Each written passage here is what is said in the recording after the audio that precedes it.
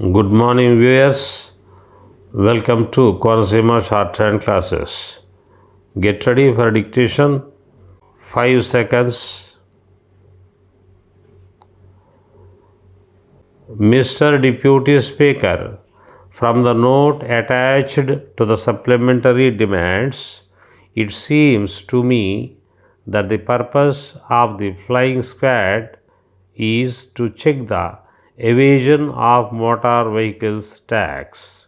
I hope and trust that the scope of work of this squad will be extending to checking evasion of rules, particularly with regard to overcrowding in buses. At present, there is too much overcrowding. I think this is due to the monopoly in bus routes. It seems that this is not considered an abuse but as a privilege conferred on monopoly bus routes. This has resulted in many road accidents in recent times. So, I would like the flying squad also to check overcrowding which causes accidents. I would like to point out that there is a demand for running more buses on the routes. As a matter of fact, it is difficult to get a permit. As far as I can see, the remedy is to run more buses on the same route.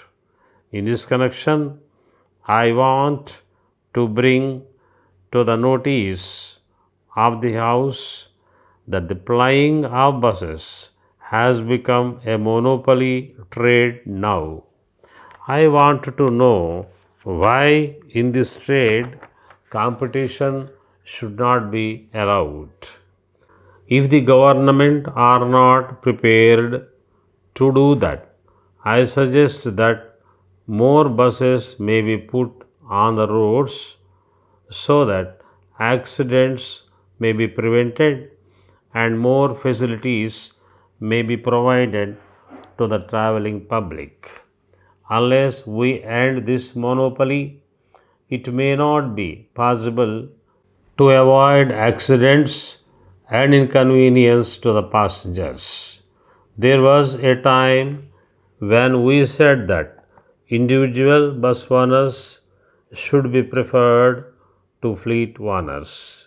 But this policy was changed and fleet owners were preferred to individual owners. As a result, individual owners having one or two buses sold their buses at a low price, and those who had the money to purchase a number of buses got the monopoly of certain routes.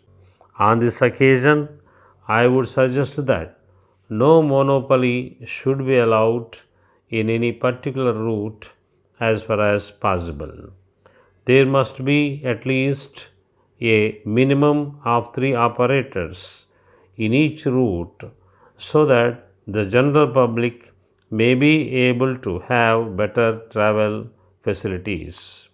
Another point that I wish to bring to the notice of the Honorable Minister is this. If in future private enterprise is to be allowed in this trade, no one should be allowed to own more than 5 buses. The government have said that new permits should not be given to one who owns more than 3 buses. I suggest that the maximum should be enforced not only with regard to newcomers but with regard to people who are already there. It is the duty of the government to see that the rights of the public are protected properly. I have already referred to the evil of overcrowding. The greatest evil is speed in driving lorries. It is these lorry and bus drivers who are responsible for many road accidents.